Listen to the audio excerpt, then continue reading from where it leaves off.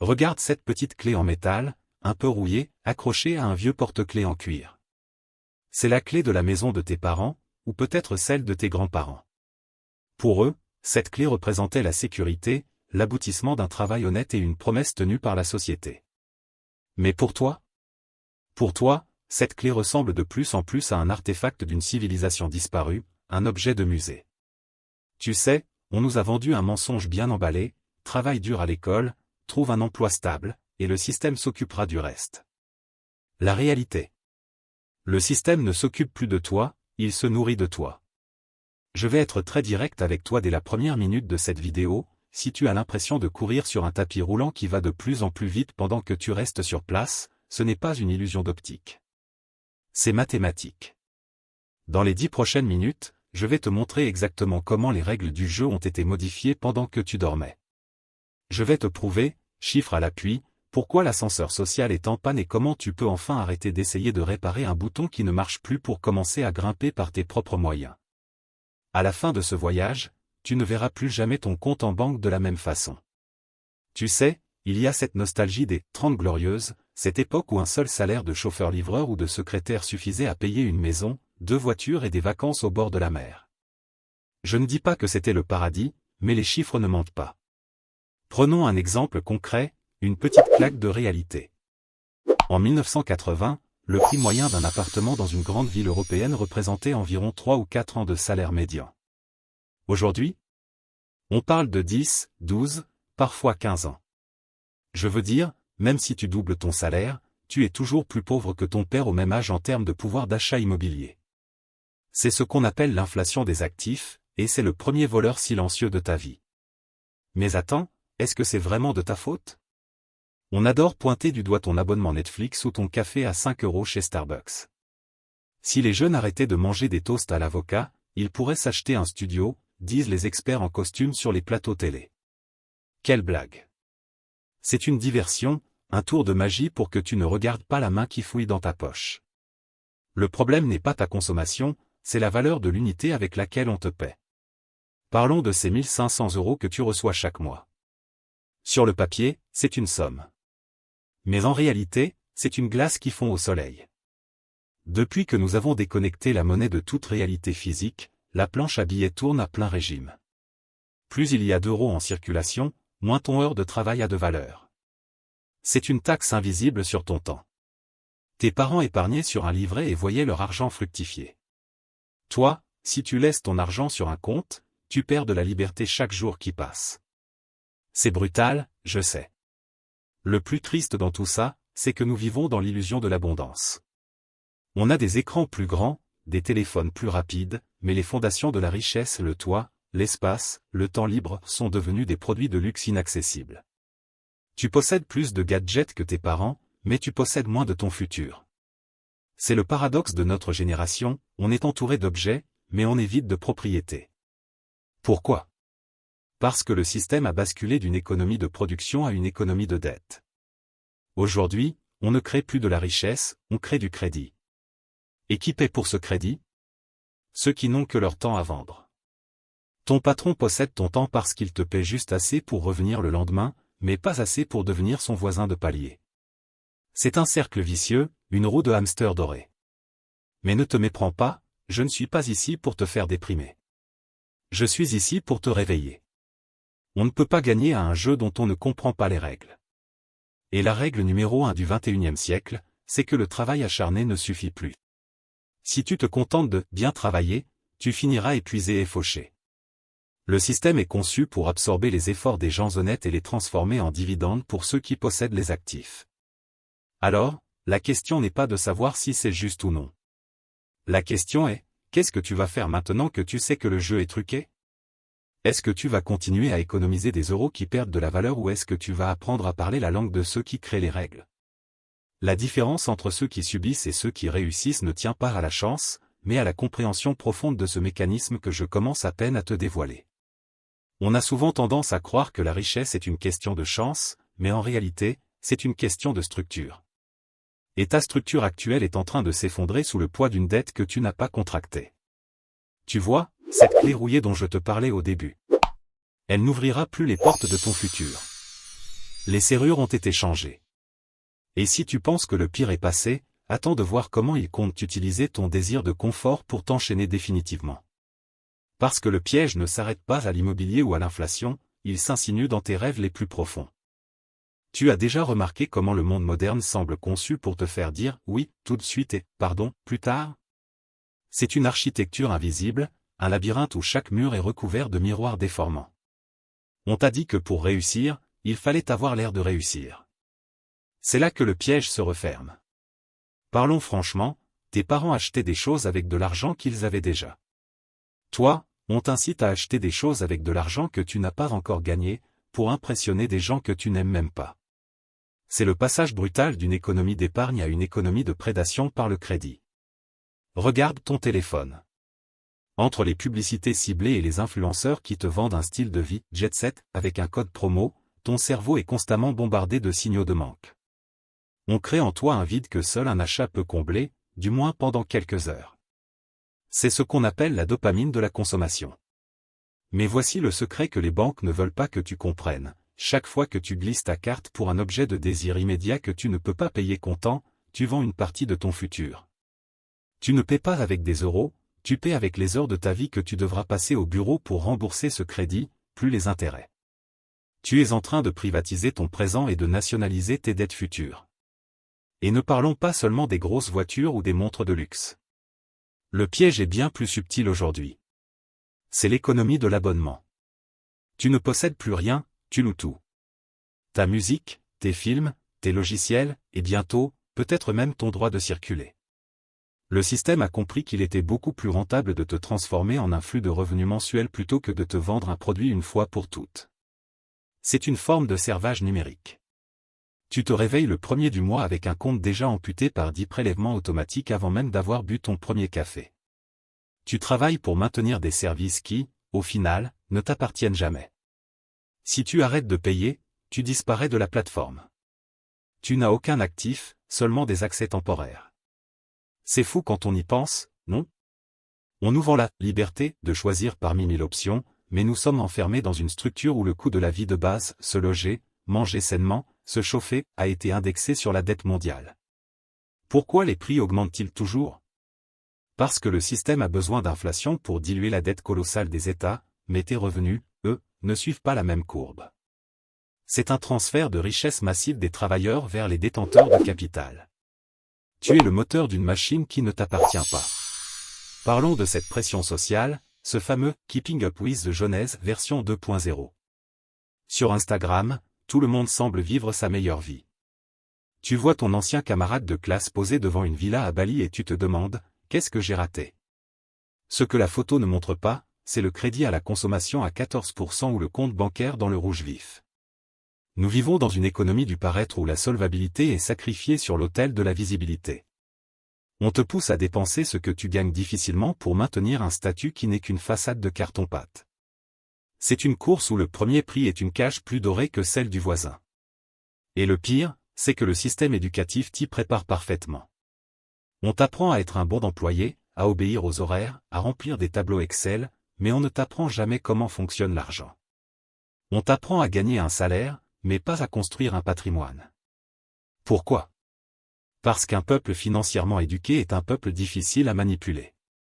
Si tu savais vraiment comment la monnaie est créée à partir de rien par les banques commerciales, tu n'accepterais jamais les conditions de ton prêt immobilier. Le système a besoin que tu restes dans l'ignorance pour que tu continues à courir dans la roue. C'est là que la structure devient perverse. On a remplacé la solidarité intergénérationnelle par une dépendance aux institutions. Tes grands-parents comptaient sur leur famille et leurs terres. Toi, tu es seul face à ton application bancaire. On t'a isolé pour mieux te fragiliser. Tu es devenu un consommateur atomisé, convaincu que ton identité se définit par ce que tu achètes plutôt que par ce que tu es capable de bâtir. On te fait croire que tu es libre parce que tu as le choix entre 50 marques de céréales, alors que tu n'as pas le choix de ton temps. Tu vois, le problème n'est pas que tu ne gagnes pas assez. Le problème est que chaque euro supplémentaire que tu gagnes est déjà ciblé par une industrie qui a passé des décennies à étudier tes faiblesses psychologiques. C'est une guerre asymétrique. D'un côté, ton cerveau vieux de 100 000 ans qui cherche la sécurité et le statut. De l'autre, des algorithmes surpuissants et des milliards d'euros en marketing. À ton avis, qui gagne à la fin du mois? Mais alors, si le travail ne suffit pas, si l'épargne est dévorée par l'inflation et si la consommation est une drogue, quelle est la sortie? Est-ce qu'on est condamné à être la première génération qui finit plus pauvre que ses parents malgré une technologie supérieure? Ou est-ce qu'il y a un code secret, une faille dans la matrice que seuls quelques initiés utilisent pour inverser le flux? Parce que si tu penses que c'est juste une question de mieux gérer son budget, tu es encore très loin de la vérité. La réalité est bien plus sombre, et elle concerne la nature même de ce que tu appelles ton argent. Tu sais, on a beaucoup parlé de chiffres, de banques et d'immobilier. Mais il y a un aspect encore plus vicieux, une force invisible qui draine ton énergie et ton capital sans que tu ne t'en rendes compte, la tyrannie du statut social à l'ère du numérique. C'est ce qu'on appelait autrefois « keeping up with the Joneses », vouloir faire aussi bien que son voisin. Mais ton voisin aujourd'hui, ce n'est plus Monsieur Martin qui habite en face. Ton voisin, c'est le monde entier.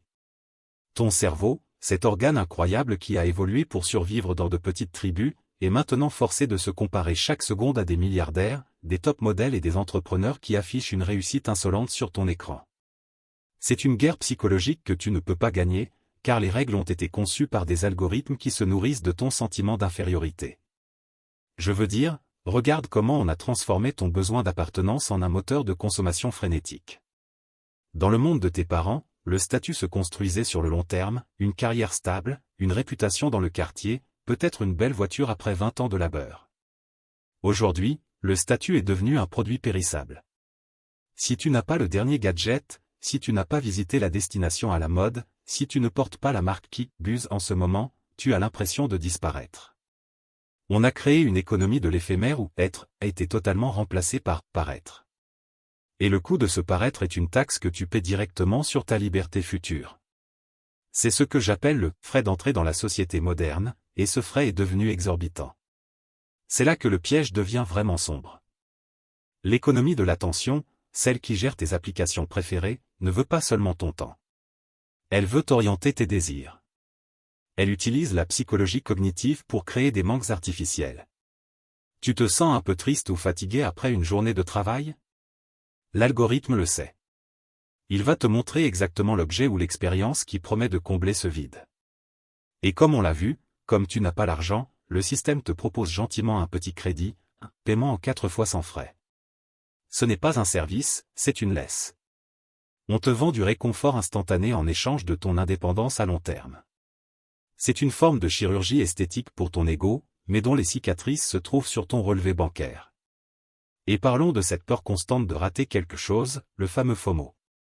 On te bombarde d'opportunités uniques, des cryptos qui vont faire X100, des formations qui promettent la richesse en dormant, des soldes qui finissent dans 2 heures. On maintient ton système nerveux dans un état d'alerte permanent. Pourquoi? Parce qu'un être humain stressé ne réfléchit pas, il réagit. Et la réaction préférée du système, c'est l'achat compulsif. Tes parents n'avaient pas cette pression constante. Ils fermaient leurs portes et le monde extérieur s'arrêtait. Toi, le monde extérieur est dans ta poche, il vibre sur ta table de nuit, il te suit jusque dans tes rêves. C'est une intrusion mentale totale qui a un prix financier direct. Tu as remarqué à quel point il est devenu coûteux d'être normal? Pour avoir une vie sociale décente aujourd'hui, tu dois dépenser des sommes folles dans des expériences instagrammables. On ne va plus au restaurant pour manger, on y va pour valider son existence sociale. On ne voyage plus pour découvrir, on voyage pour prouver qu'on peut se le permettre. Cette mise en scène permanente de ta vie coûte une fortune. C'est une hémorragie de capital pour entretenir une image qui ne t'appartient même pas. Tu es devenu le community manager de ta propre vie, et tu travailles gratuitement pour des plateformes qui vendent tes données tout en te poussant à consommer davantage. C'est le génie du système, faire de toi à la fois l'esclave et le contremaître. Pourquoi est-ce que c'est différent pour nous que pour les générations précédentes? Parce que l'échelle de comparaison a changé. Tes parents se comparaient à leur entourage immédiat. Si la voiture du voisin était un peu plus belle, c'était supportable. Mais toi, tu te compares à une élite mondiale filtrée par Photoshop. Tu essaies de gagner une course contre des gens qui ne courent même pas dans la même catégorie que toi. C'est une machine à fabriquer de la frustration. Et la frustration est le meilleur carburant pour la consommation. Plus tu te sens moins que rien, plus tu achètes des choses pour essayer de te sentir quelqu'un. C'est un puits sans fond. Le résultat, c'est que nous sommes en train de sacrifier notre capacité à bâtir de vrais actifs au profit de signes extérieurs de richesse qui se dévaluent en 6 mois. On achète du statut avec de la dette, alors qu'on devrait acheter de la liberté avec de l'épargne. C'est un retournement complet des valeurs. Le système a réussi à nous faire croire que la richesse, c'est ce que l'on voit, alors que la vraie richesse, c'est précisément ce que l'on ne voit pas, l'argent investi, les actifs qui tournent, le temps libre dont on dispose sans avoir à rendre de compte à personne. Regarde autour de toi. On voit des gens riches partout sur les réseaux, mais combien d'entre eux possèdent réellement leur temps? Combien d'entre eux seraient capables de maintenir leur train de vie s'ils s'arrêtaient de travailler ou de poster pendant 3 mois? La plupart sont des funambules sur un fil de fer de dettes et de partenariats précaires. Mais le système te montre uniquement la paillette, jamais le fil de fer. Il veut que tu aspires à cette précarité dorée parce que c'est là que tu es le plus rentable. C'est une dimension que l'on oublie souvent dans l'équation de la pauvreté moderne. Ce n'est pas seulement que la vie est plus chère, c'est que le coût psychologique de l'intégration sociale a explosé. On t'oblige à courir après des standards de vie qui sont mathématiquement impossibles à atteindre pour 99% de la population sans s'endetter massivement. On a créé une société de l'envie permanente. Et l'envie, c'est l'opposé de la stratégie financière. L'envie te fait prendre des décisions émotionnelles là où tu aurais besoin d'une rigueur glaciale. Mais alors, si même ton cerveau est contre toi, si chaque application sur ton téléphone est conçue pour vider ton compte en banque en jouant sur tes insécurités les plus profondes, comment faire? Est-ce qu'on doit tous devenir des ermites et vivre dans une grotte pour espérer s'en sortir? Bien sûr que non. Mais il faut comprendre que le combat n'est pas seulement sur ton compte bancaire, il est dans ta perception de la réalité. On t'a programmé pour être un consommateur docile qui cherche la validation dans l'achat. Il est temps de déprogrammer ce logiciel. Parce que la vérité, celle que personne n'ose dire par peur de casser l'ambiance, c'est que pendant que tu t'épuises à acheter des morceaux de statut social en plastique, les vrais propriétaires du jeu sont en train de racheter tout ce qui a de la valeur réelle. Ils profitent de ton besoin de paraître pour consolider leur pouvoir d'être. Et si tu ne changes pas de perspective maintenant, tu vas te réveiller dans 10 ans avec un placard plein de vêtements démodés, un téléphone obsolète et absolument aucune emprise sur ta vie. Le piège est refermé, et la serrure est plus complexe que tu ne l'imagines.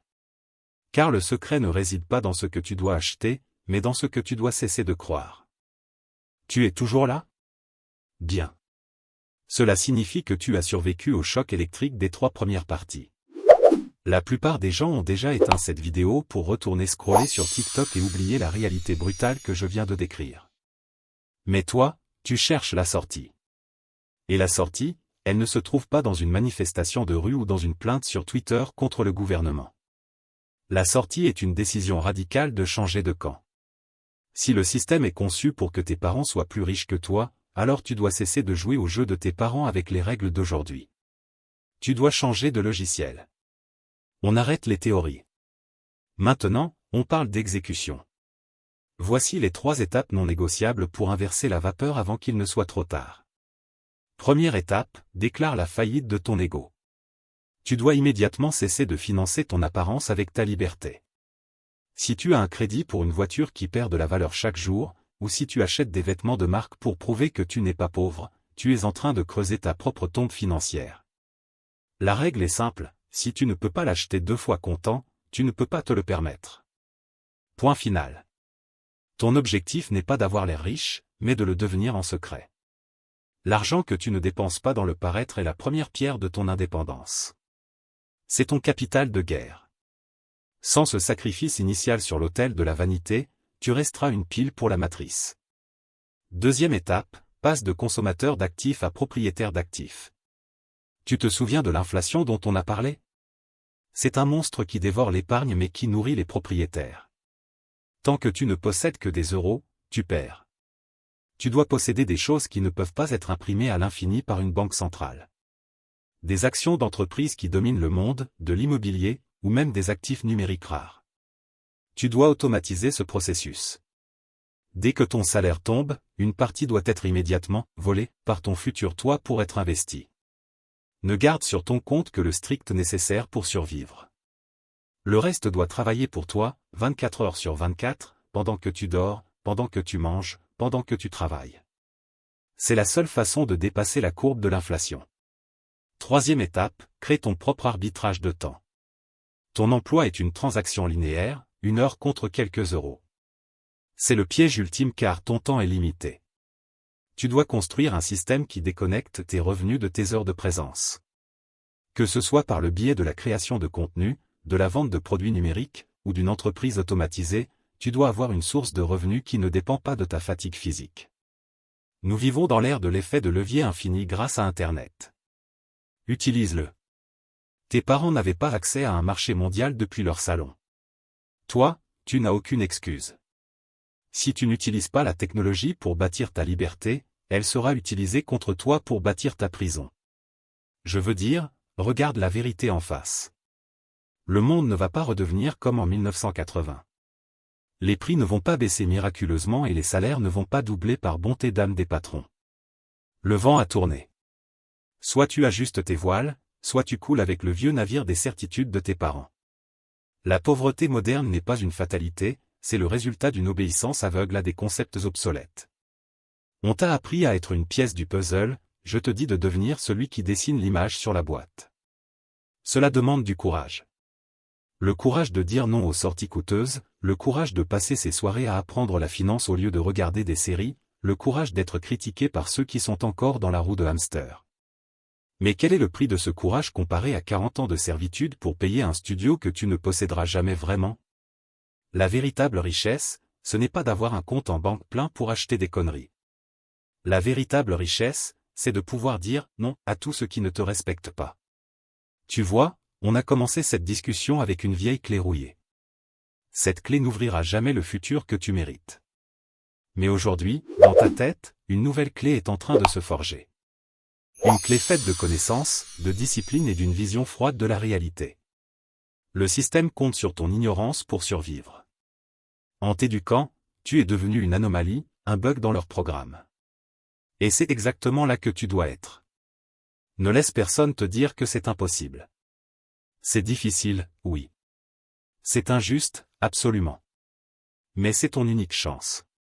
Tu n'es pas responsable du monde dans lequel tu es né, mais tu es entièrement responsable de la position dans laquelle tu vas mourir. Le temps où tu pouvais te permettre d'être passif est révolu.